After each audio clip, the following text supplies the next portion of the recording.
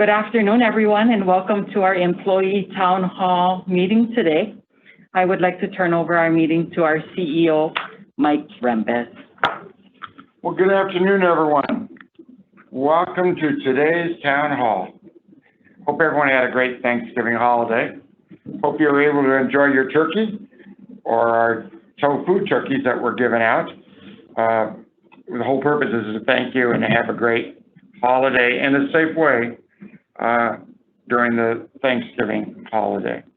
I appreciate the hard work and dedication everyone's done throughout this year. It's been a challenging year so far, and I know we are very, very busy right now. It is quite interesting. Our census is extremely high, and it's not COVID patients, and it's not visitors. We continue to monitor the COVID cases very carefully here and on the mainland to be prepared for any surge should it occur. We have several updates for you today, and I want to remind you, if you have any questions, please send them right now through Teams Messenger anytime during this update, and we'll answer them live right at the end of our presentation. We also had a few questions through our EOC email. I will answer those at the end if time permits. As I mentioned a minute ago, we are watching the COVID cases very carefully, not only for our county, but for the state and the mainland. You're likely aware the mainland is experiencing a significant surge. Already, California has surpassed its initial record surge, and hospitalizations are increasing very quickly. There's even a hint that the governor may institute a stay-at-home order in California. That is huge. So we're watching these numbers carefully, and you need to know that the majority of the visitors to Maui come from the western states. So we're paying a lot of attention to California, Washington, and Oregon. What's interesting, though, we're not seeing a significant increase in positive cases from tourists. Even though we're averaging about 2,500 visitor arrivals a day, we're still seeing small numbers. This could be attributed to the pre-arrival testing program and other safety measures in place, like basic mask wearing being mandated. Actually, the majority of the positive cases on Maui are from Maui residents with recent travel history. Residents are traveling to the mainland, bringing the virus home and spreading it in the community. That's not only happening here, but it's happening everywhere. Fortunately, it's not a significant number right now, though. We're doing well on Maui. Our Hawaii state positivity rate has remained at 1.7% for the state, compared to California's positivity rate of 6.9. That is significant. You also might be aware that Governor Ige announced last week travelers now must arrive with a negative test in hand. In the past, you could come here with pending test results to bypass the 14-day quarantine. No longer. This new rule will have an impact on our hotels and resorts. Many travelers don't want to take the chance with the pending results and have canceled their reservations, especially during the holiday season. To the extreme, on Kauai, the mayor has temporarily opted out of the pre-arrival testing program completely, citing community spread and concerns with overwhelming their healthcare system. Yet I can share with you, they have no COVID patients in their hospital yesterday or today. But starting tomorrow, all Kauai visitors, whether it's trans-Pacific or inter-island, will be required to quarantine for 14 days, even if they test negative. Lanai, on the other hand, part of our Maui community, is doing far better, with no new cases for almost a month. Their number remains at 106 positives, and their safer at home status was lifted on November 30th. They are now at the status of Act with Care, a tier that doesn't require quarantine with a negative 72-hour pre-arrival test. And of course, as everywhere on Maui, masks are mandated. Back here on Maui proper, our numbers are ticking up a bit. We had 5 positive cases yesterday, 7 the day before. We continue to monitor, do everything we can to ensure we're prepared and protected against the surge. As a reminder, and you know, you might maybe not hearing this enough, wear a mask, wash your hands, avoid crowds, and maintain physical distancing as much as possible, especially with people you don't know. And this is why your largest risk is if you're in large crowds and you're a group of people that you don't know. So be careful, be safe. Let's continue to protect ourselves, our co-workers, and our community and our loved ones. And I'll just go right to our presenters and our updates. We have a lot to share with you today. We'll get started with our EOC leads. We have Dr. Shea here and Gary. Why don't we have Gary start off first? Gary? Okay. Hello, everybody. Again, I just want to reinforce what Mike was saying about I hope you had a good Thanksgiving and are looking forward to the next holidays, and we're doing it all safely so that we can continue in this nice environment that we're in right now. I'm going to just update you a little bit on the most recent statistics we have for COVID here on Maui. Mike gave you a little bit of it, but I'll give you a little bit more. So these are as of noon today. This was updated. So again, whenever you're hearing this data, it varies a little bit from each source because of the timing, but these are as of noon today. So our positives in the Maui County has been 671 grand total. In the last 24 hours, we had 5 new totals, or 5 new positives. Here in the hospital, we only have 2 patients that are currently positive. None of those, either of those 2 are on ventilators. We've had a total of 18 deaths related to COVID, and unfortunately, one of them was this week. And so that number ticked up by 1. That was pretty much it for what's going on here. And then Mike pretty much covered the state. We're kind of holding at a nice medium level and hoping that we stay there and continue to take all the precautions to prevent us from going any deeper into this. Thank you, Gary. We appreciate it. Dr. Shea. Thanks, Mike. Good to be back, everybody. I hope you enjoyed your Thanksgiving. I think it's certainly important, as Mike and Gary both said, to be vigilant about wearing our masks and making sure we're careful about who we're spending time close to physically, particularly since the numbers look like they are beginning to trend upward. And I can tell you that the mayor's office has been in frequent contact with us and with me specifically to make sure that they are ready to take any action they need to in increasing restrictions should the numbers continue to rise. So I want to take you back in time a little bit, back to February and March when we were first starting to look at this pandemic. And I don't know if you remember, but I think we talked about at that point that the goal here is to get immunity in our community. Sorry for the rhyme there. The only way we're going to get through this is if we build enough immunity among our population that the disease can't spread. And there's 2 ways to accomplish that. One is that a large proportion of our population get the disease, which obviously is not the way we want to do this. And the other way is a vaccine. Well, that the day is finally coming where we are actually going to see a vaccine for this coronavirus. The FDA is currently looking at emergency use authorizations for several vaccines, and our understanding is they're going to be meeting next week to discuss this. So in a relatively short period of time, we are going to start seeing distribution of vaccine in the United States and also here in, including Hawaii. So I just wanted to let you know that there is a light at the end of the tunnel potentially. This may take several months for everyone to get vaccinated, but healthcare workers are at the front of the line, as are first responders. So you will be hearing some details today from Chrissy, and we will continue to communicate with you as the details sharpen into focus more about where, when, and how this vaccine is going to be distributed. But please know we are working at a fever pace with all of the state representatives and county representatives of the Department of Health, HIEMA, HHEM, all of the various groups together to make sure we get vaccine here and available for those of you who want it.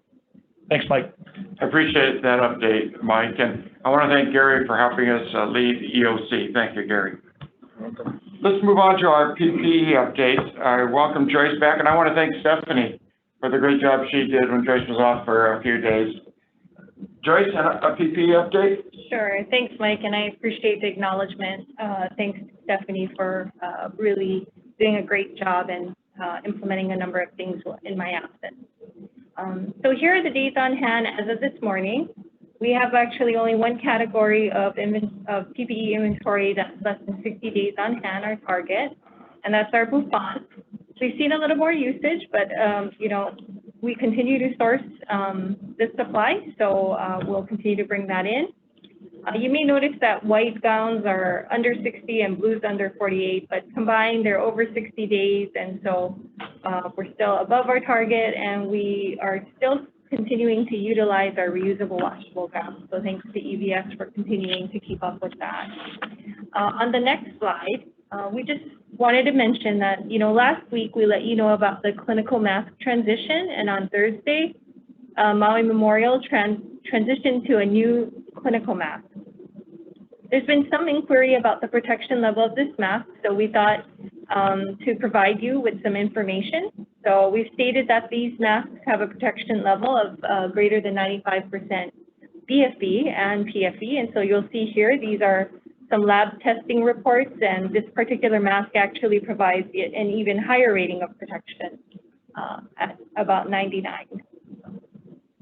That's it. Thank you. Thank you very much, Joyce. Appreciate that. Tara, do we have an update from HR? Yes, good afternoon. Thank you, everybody. For today, I just wanted to review the Hotels for Heroes program has actually been extended. It's been extended through December 31st. Please submit your request no later than December 23rd. And then just as another reminder, HR Connect is coming on December 20th.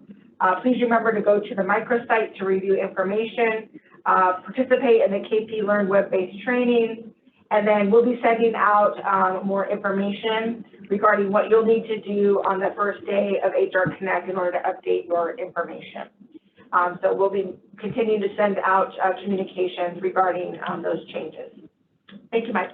Thank you, Tara. I know Christy has some important updates from employee health. Christy? Good afternoon, everybody. Yes, we have some important updates, and first I wanted to start by reminding everybody about the flu vaccine. We still have those available, and we right now, as far as how many people have taken it, we're at 78%.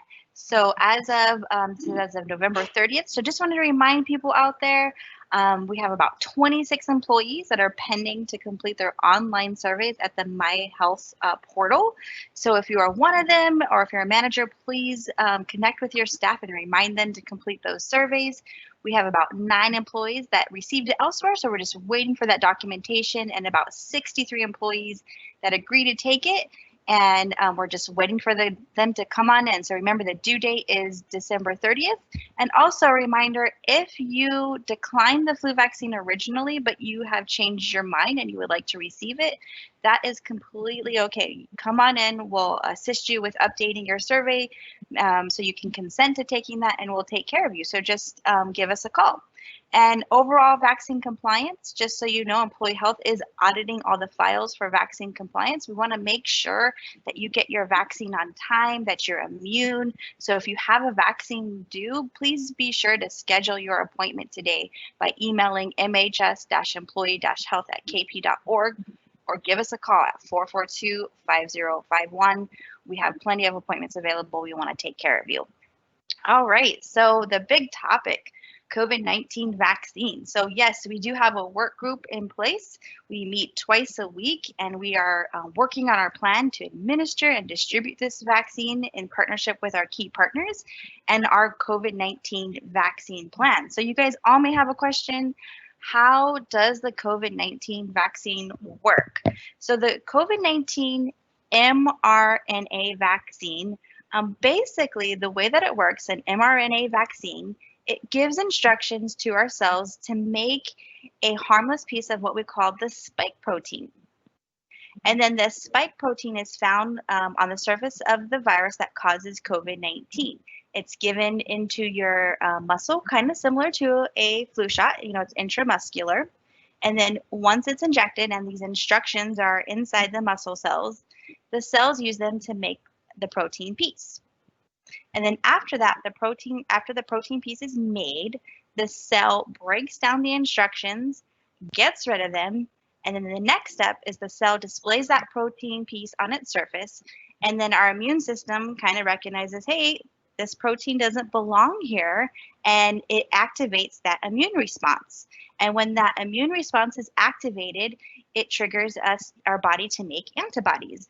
And so it's kind of similar process to a natural infection, but it's like a simulated process. And then at the end of that process, our body has learned how to protect us against future infections with COVID-19. And so that's how the vaccine, an mRNA vaccine, works. All right, so if we go to the next slide, we can look at, so what is our plan? What are we going to be doing with the COVID-19 vaccine? So we are going to be scheduling a practice tabletop exercise, and that date is to be determined. And so what we can tell you is Maui Health will receive an allotted amount of the vaccine through our Department of Health, our Hawaii Department of Health. And we do know the vaccine to be immune to COVID-19, it consists of 2 series. So you would get one, and then you would get the second one about 21 to 28 days apart. And of course, if you get the first one, we would remind you about the second one.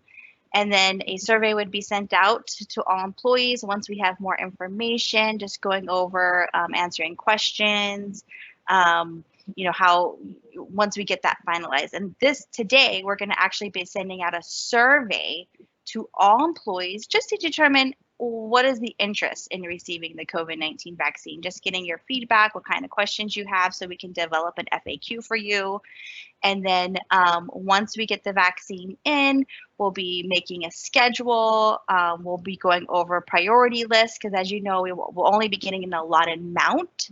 So we'll go over our priority assessment and sharing that with all of you, along with a fact sheet, our FAQ, and more details as we learn more about when we will be receiving our vaccines.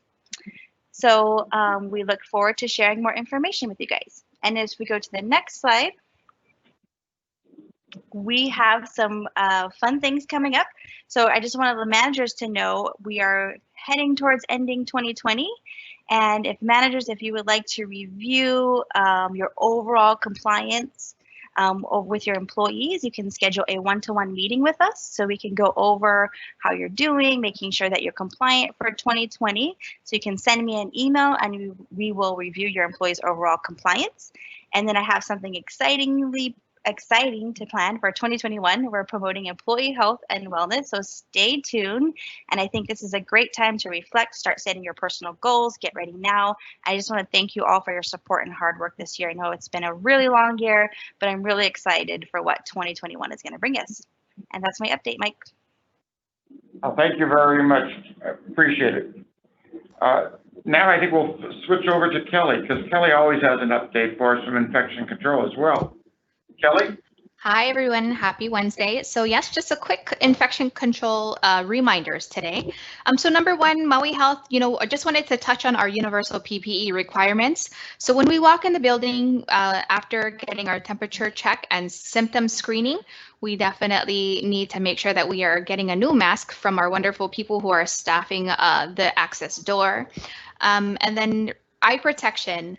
Anybody who is front-facing or has any kind of possibility of coming into contact with a patient, even if you're just walking into the room for just a minute, because you never know what could happen in that particular minute, should have eye protection on. So here at Maui Health, it is a requirement to have eye protection on, as well as respiratory protection when you are near a patient or providing patient care. So just remember that we just want everyone to be safe, and that is why those recommendations are in place. Why are those recommendations important? Because they protect us from exposure.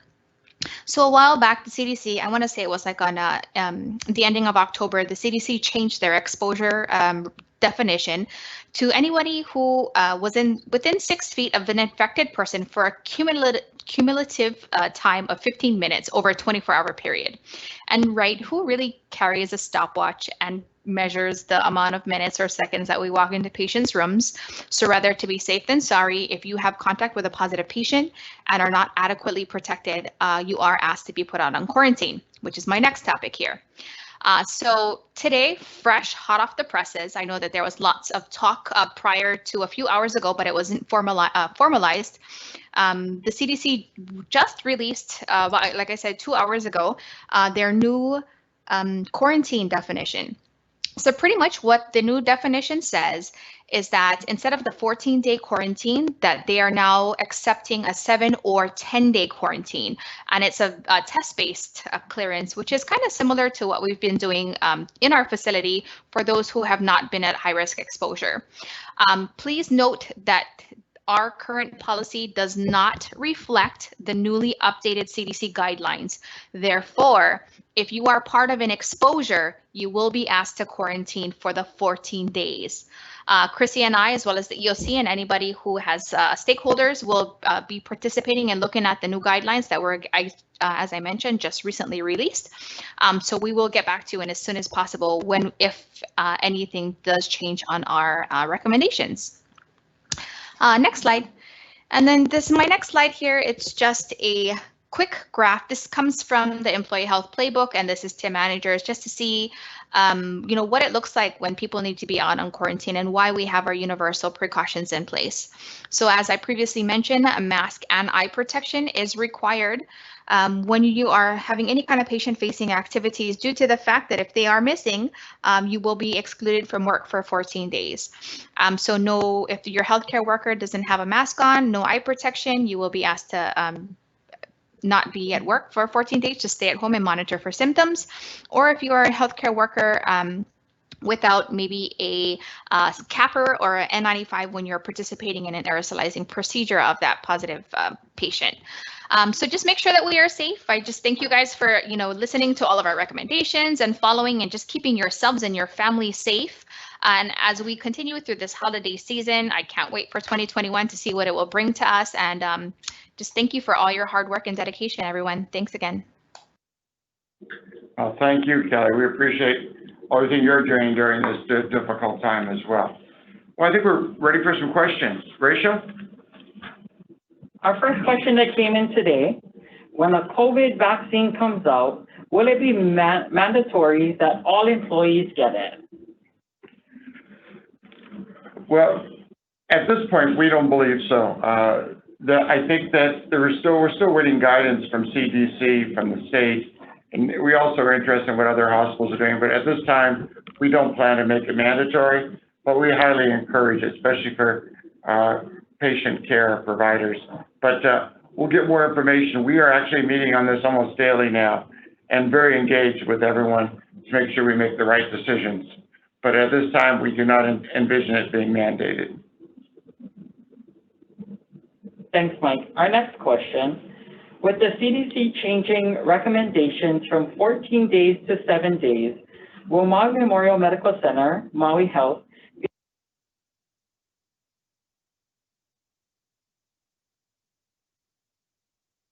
You want to answer that one, Kelly?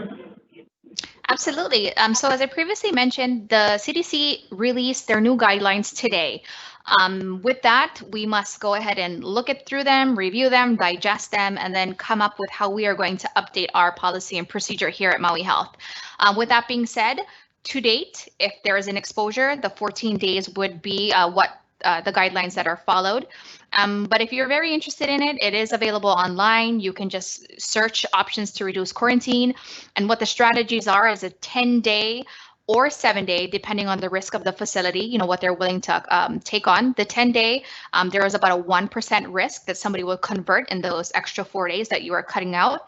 And up the 7 days, there's a 5% chance. So we have to take all of those factors into consideration moving forward and when we are creating our new guidelines. And we just saw those new guidelines today. So working with Kelly, Dr. Hoskinson, Mike Shea, Gary, we'll develop a revised policy if it's appropriate. And we'll give you an update at our next town hall, or remind us by asking us. Thank you.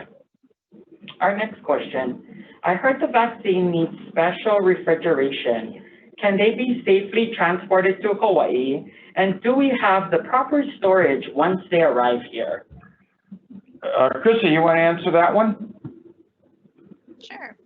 So, yes, the vaccine does need to be stored at ultra low temperature freezers, and the Department of Health is coordinating the transport of the vaccine to be here safely and stored at the temperatures that it needs to be stored.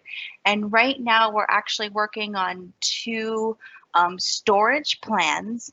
One would be on site, and then one we were looking at possibly at a different site. So we're working on two plans, but we need to wait for more information to come in, but we do have the capabilities of storing it on site.